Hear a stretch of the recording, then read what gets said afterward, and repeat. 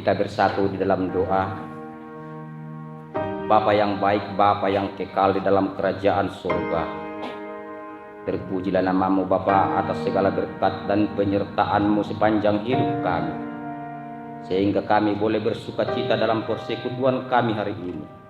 Kiranya Engkau memberkati persekutuan kami ini dan layakkan kami Tuhan di dalam kerajaan-Mu.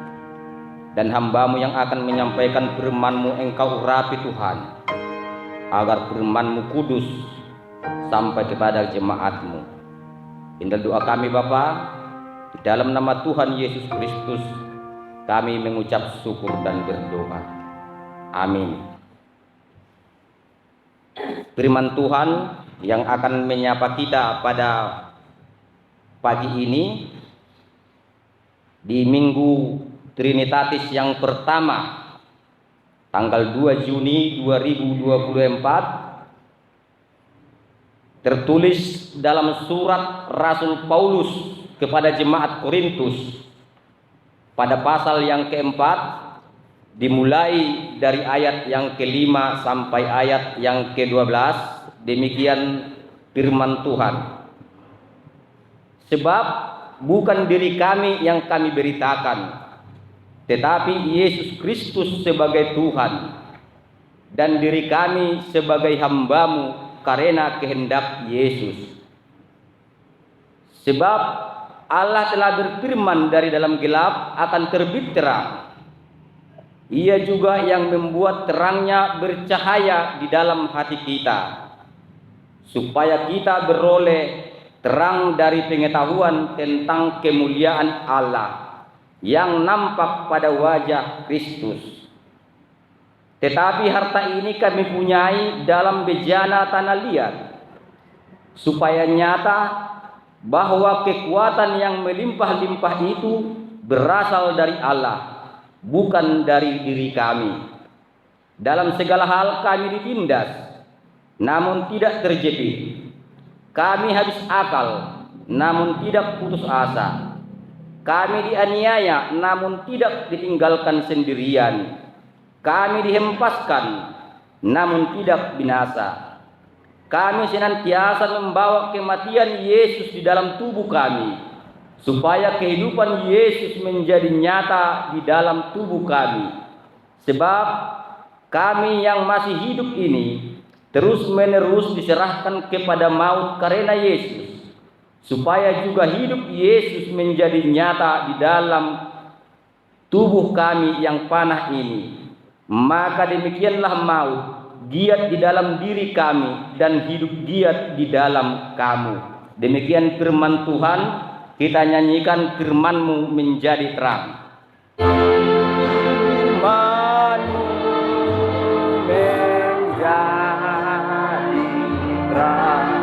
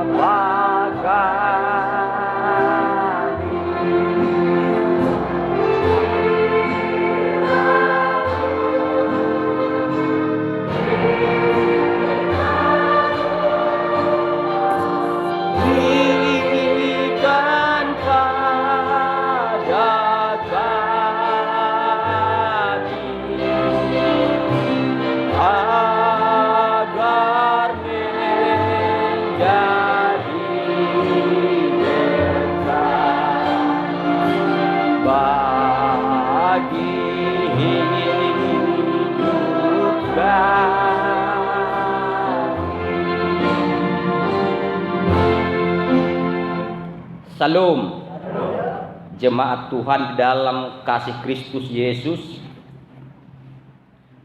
Saat ini kita telah memasuki minggu pertama setelah Minggu Trinitatis,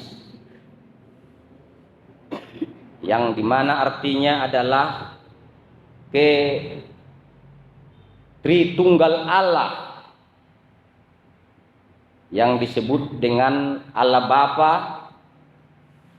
Allah Anak, dan Allah Roh Kudus.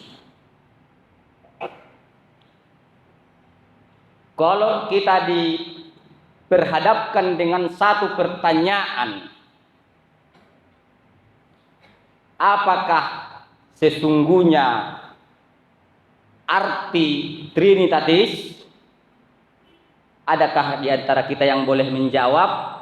Terkhusus bagi orang tua yang sudah ada anaknya angkat sidik ketika anak bertanya apa itu Trinitatis.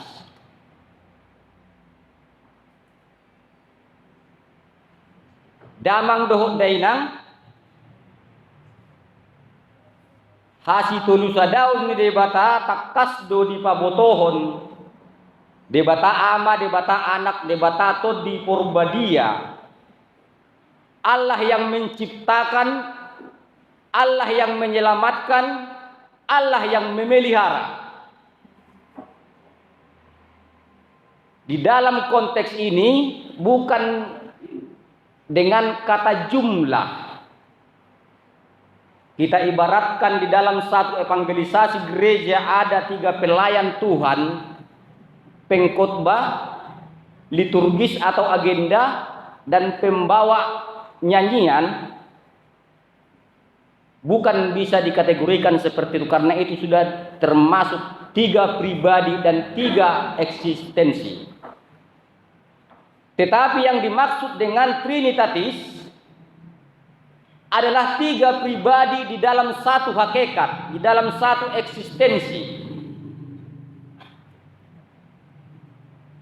Karena ada banyak orang di luar sana yang tidak mengakui Trinitatis, yang menyebut Tuhan orang Kristen ada 3. Agar kita lebih gampang mengerti dan memahami, walaupun ke dalam ruang lingkup pribadi kita,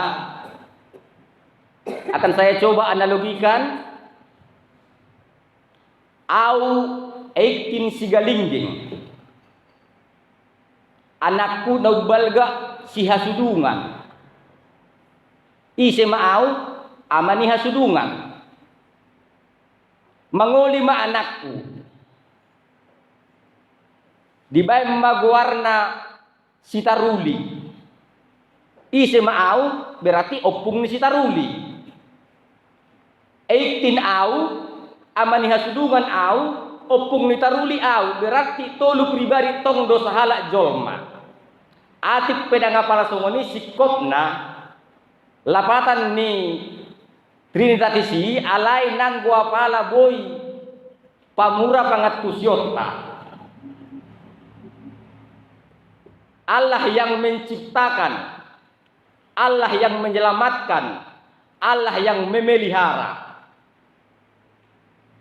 Allah Bapa, Allah Putra, dan Allah Roh Kudus. Bapak Ibu Saudara dan saudari yang terkasih dalam nama Tuhan Yesus Kristus, kita masuk ke dalam konteks Nats Alkitab ini, di mana temanya kekuatan berasal dari Allah.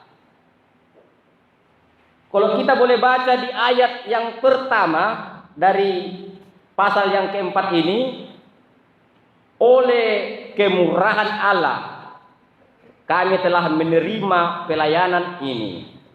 Karena itu kami tidak tawar hati.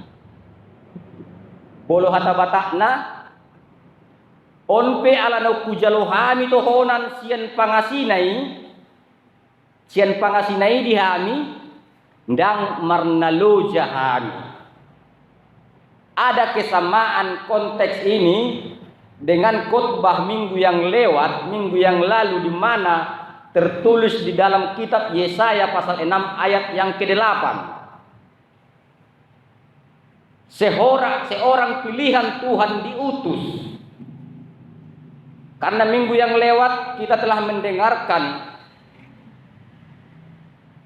firman Tuhan dari kitab Yesaya pasal 6 ayat 1 sampai ayat yang ke-8. Di sana diterangkan ada 3 perkara besar yang ditunjukkan kuasa Allah. Yang pertama, Allah menunjukkan kuasanya dan kemuliaannya. Yang kedua, Allah mengurapi Yesaya. Yang ketiga, Allah mengutus Yesaya.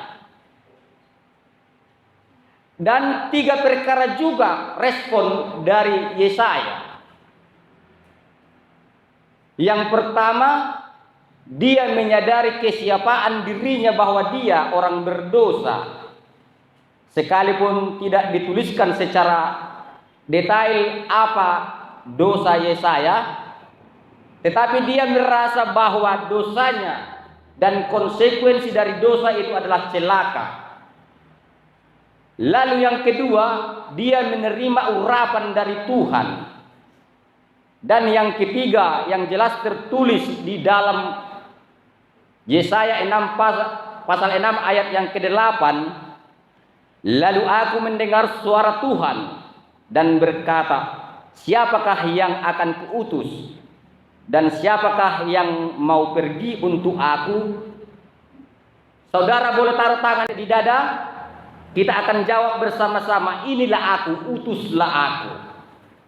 Siapakah yang akan kuutus dan siapakah yang mau pergi untuk aku? Kita jawab bersama, inilah aku, utuslah aku. Damang doon dainang nung masaluhut nahita di Joe. Na parjolo sa hali diyak ka amata inata naung padidihon dana. Pasuratot danaki tuharajaon debata sada pajowon dui tuhita naung mangulahot tohonan sebagai orang tua. Pabuahita naung pasuraton ianak kotay. Nang diyak kaya nakope. Nung ngadohon tamu mulai sa sekolah minggu sahat tu PNB, terlebih dia kenau angkat sidi manang makatidakon hapor seaon. Nung ngadijaluhamube secara perlahan-lahan tohonan nagabe parhobas di harajaon ni debata. Lalu namangihuk muse ada banyak pergumulan-pergumulan yang sering kita jumpai di luar daripada kekristenan. Ada banyak penolakan-penolakan. Dan ada banyak orang yang tidak percaya dan tidak mau percaya akan firman Tuhan yang diberitakan Injil. Kita boleh baca di 2 Korintus pasal 4 ayat yang ketiga. Kita baca sama-sama. Jika Injil yang kami beritakan masih tertutup juga, maka ia tertutup untuk mereka yang akan binasa. Jala mulutung tertutup berita nauli nahu berita kami, dia kanalau magodui tertutup. Dan hatak pidawai dia mudamang do dainang. Itu adalah firman Tuhan. Dan ada juga orang yang tidak mau menerima dan bahkan lebih cenderung dengan kegelapan dan kuasa dunia. Kita boleh baca kembali di ayat yang keempat, yaitu untuk mereka, yaitu orang-orang yang tidak percaya, yang pikirannya telah dibutakan oleh ilah zaman ini, sehingga mereka tidak melihat cahaya Injil tentang kemuliaan Kristus yang adalah gambaran Allah. Di sini jelas disebutkan ada ilah zaman. Bolo tarpatudos don maeng tu parnguluot tadi kikyon nung ngagodang behalak Kristen marde batahon hepeng pangkat dohot lan naasi.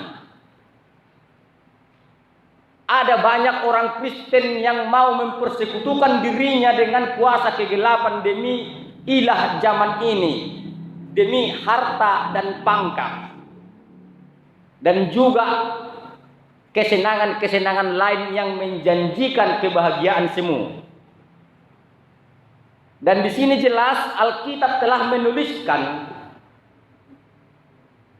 dan Rasul Paulus telah menubuatkan jauh sebelumnya bahwa dunia ini akan dipengaruhi oleh ilah zaman,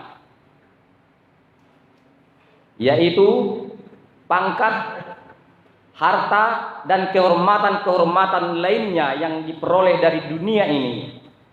Bahkan yang lebih fatal, ada sebagian orang yang mau mempersekutukan dirinya dengan kuasa gelap demi menuruti ilah zaman atau ilah dunia ini. Lalu yang berikut untuk Bapak Ibu Saudara yang terkasih dalam nama Tuhan Yesus Kristus,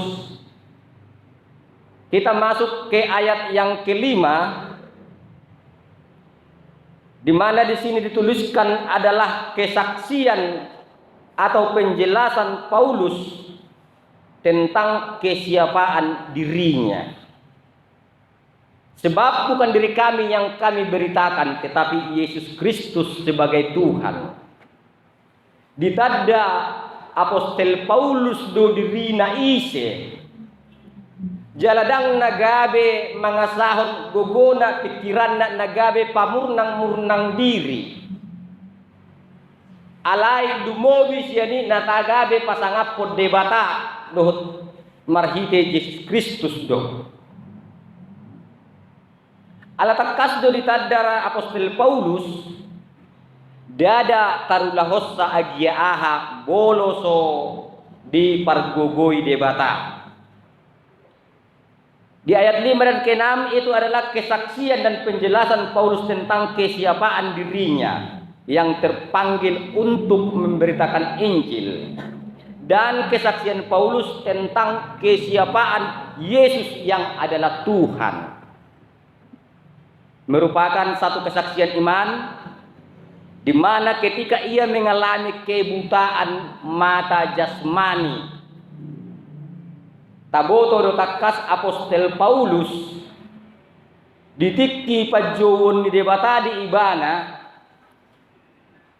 namasa do tu ibana sada peristiwa nabalga ima nagabe dang marnida. Alai justru karena itu awalnya Rasul Paulus dicelikkan matanya oleh kuasa Tuhan, dicelikkan mata rohaninya, dan ia terpanggil menjadi rasul untuk memberitakan Injil.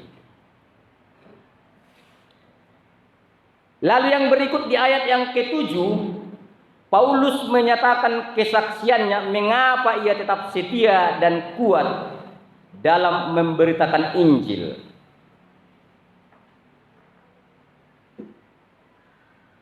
Bahwa ia percaya kepada Yesus Kristus adalah harta yang sangat berharga. Iman percaya Rasul Paulus merupakan harta yang sangat berharga. Demikian juga untuk kita Bapak Ibu Saudara sekalian, agar kita lebih mementingkan harta kepercayaan kita kepada Yesus dibanding oleh harta yang daripada dunia ini. Dan Yesus di sini disebutkan mengibaratkan iman kepercayaannya tersimpan dalam wadah bejana tanah liat. Hulala diak kana tua-tua nami budang do pesyak kita nahya mamereng hudut tano. Bejana tanah liat adalah hudut tano. Bolo tapatudos do hudut tano atipe dangga bese malalay bana di bain aek manang nama tutung di bain api. tetapi itu adalah satu wadah yang sangat rapuh ketika terjadi benturan. Demikian juga iman kekristenan kita yang diibaratkan adalah dalam bejana tanah yang murah pecah, yang murah hancur oleh karena benturan-benturan pengaruh dunia dan pengaruh ilah zaman. Maka dari itu kita minta di dalam doa kita masing-masing agar kita diberi kekuatan. Dan dalam nats ini Rasul Paulus menyatakan kesaksiannya bahwa apa yang ia alami untuk mempertahankan harta iman yang dalam dirinya yang diibaratkan bejana tanah, kita boleh baca di ayat yang ke-8 dan ayat yang ke-9. Ada banyak goncangan dan terpaan sama dia. Dalam segala hal kami ditindas. Kita tahu di dalam penyebaran Injil ada banyak tantangan dan hambatan. Kalau kita boleh lihat di media-media,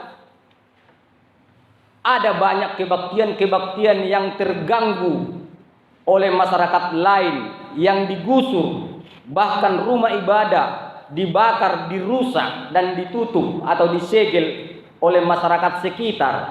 Di sini Apostel Paulus nunga di Surirakon. Rasul Paulus sudah menubuatkan jauh sebelumnya, karena memang demikianlah adanya. Karena ada banyak yang tidak mengkehendaki penyebaran Injil. Dan kita pernah dengar ketika Yesus di dalam dunia ini juga telah banyak anti Kristus yang tidak menginginkan dirinya. Dan untuk yang berikutnya Rasul Paulus menubuatkan dalam segala hal kami ditindas. Semua namun tidak terjepit. Kami habis akal namun tidak putus asa. Kami dianiaya namun tidak ditinggalkan sendirian. Kami dihempaskan namun tidak binasa. Karena Rasul Paulus meyakini bahwa apapun yang dia perbuat dalam penyebaran Injil, Tuhan akan kuatkan dia. Dan di dalam konteks ini Paulus menyatakan komitmennya bahwa ia tidak takut dan gentar terhadap ancaman-ancaman yang ia dapat saat memberitakan Injil, sekalipun harus kehilangan nyawa. Itu bisa kita baca di Filipi 1 ayat 12 sampai ayat 26. Tetapi yang intinya di ayat yang ke-21. Karena bagiku hidup adalah Kristus dan mati adalah keuntungan. Yesus dohamulua diau jalalaba nang hamatean.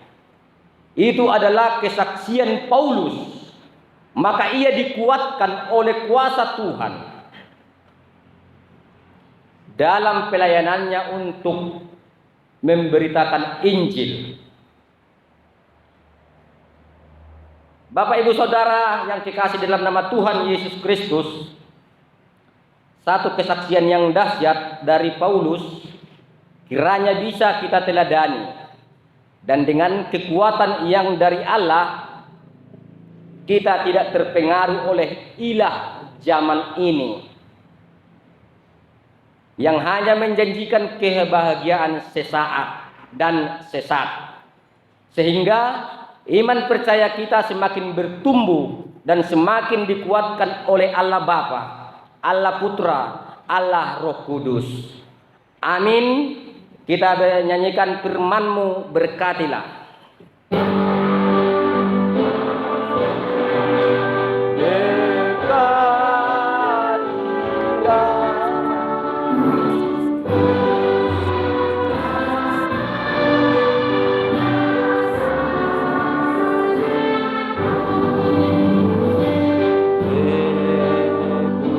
teguhkanlah iman.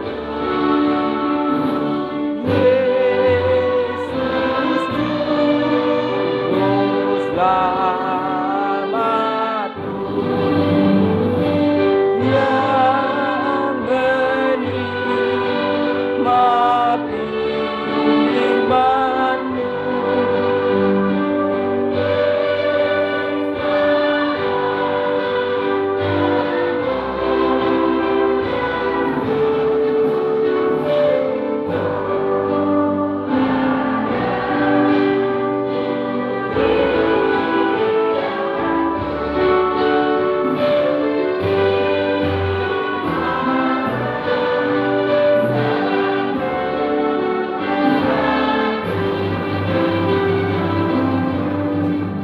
Kita kembali bersatu dalam doa.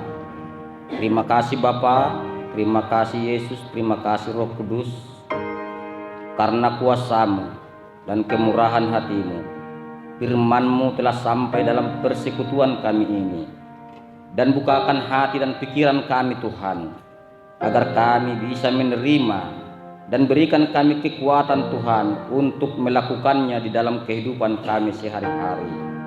Dan dari sekian banyak jemaat-Mu Tuhan yang hadir pada saat ini, Engkau tuntun hidup kami ke jalan-Mu yang benar, dan berikan kami kekuatan yang sesungguhnya yang dari Allah Bapa, agar kami layak menjadi anak-anak Allah, dan kami layak untuk memberitakan Injil-Mu. Terpujilah nama-Mu Bapa, ke dalam tangan-Mu kami serahkan segala doa dan persembahan kami, dan layakkan itu di hadapan-Mu Tuhan, agar kami beroleh kasih karunia. Di dalam nama Tuhan Yesus Kristus kami mengucap syukur dan berdoa. Amin.